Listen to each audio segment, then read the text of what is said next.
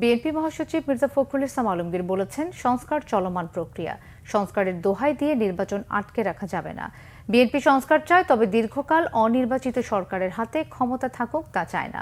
শনিবার জাতীয় প্রেস ক্লাবে জাগপার আলোচনা সভায় তিনি এসব কথা বলেন। নিত্যপণ্যের দাম বেড়ে গেলেও অন্তর্বর্তী সরকার সেগুলোর দিকে নজর না দিয়ে রাজনৈতিক দলগুলোর সমালোচনায় ব্যস্ত বলেও মন্তব্য করেন মির্জা ফখরুল। রিপোর্ট শুভ মাহফুজের। শনিবার জাতীয় প্রেস ক্লাবে আলোচনা সভার আয়োজন করে জাতীয় গণতান্ত্রিক পার্টি জাগপা। সভায় বিএনপি চেয়ারপারসনের উপদেষ্টা আমানুল্লাহ আমান অভিযোগ করেন, পলাতক শেখ হাসিনা ভারতে বসে দেশবিরোধী ষড়যন্ত্র অব্যাহত রেখেছেন। তাদের ষড়যন্ত্র মোকাবেলা করতে সবাইকে প্রস্তুত থাকার আহ্বান জানান তিনি। পলাতক স্বৈরাচার আজকে প্রতিবেশী দেশে বসে ষড়যন্ত্র করছে, চক্রান্ত করছে। আজকে বাংলাদেশের জনগণ ঐক্যবদ্ধভাবে এই পতিত স্বৈরাচারের ষড়যন্ত্র মোকাবেলা করে আগামী দিনে একটি নির্বাচন দেবে এবং এই নির্বাচন আদায় করবে। এ সময় অন্তর্বর্তী সরকারের সংস্কার কার্যক্রমের ধীরগতির সমালোচনা করেন বিএনপি মহাসচিব মির্জা ফখরুল ইসলাম আলমগীর। বলেন, সংস্কার চলমান প্রক্রিয়া।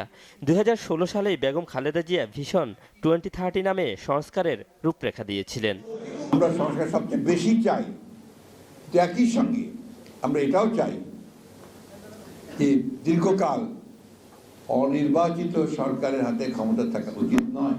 যে প্রধানমন্ত্রী এবং রাষ্ট্রপতির যে ক্ষমতা, সেই ক্ষমতার ভারসাম্য আনতে হবে।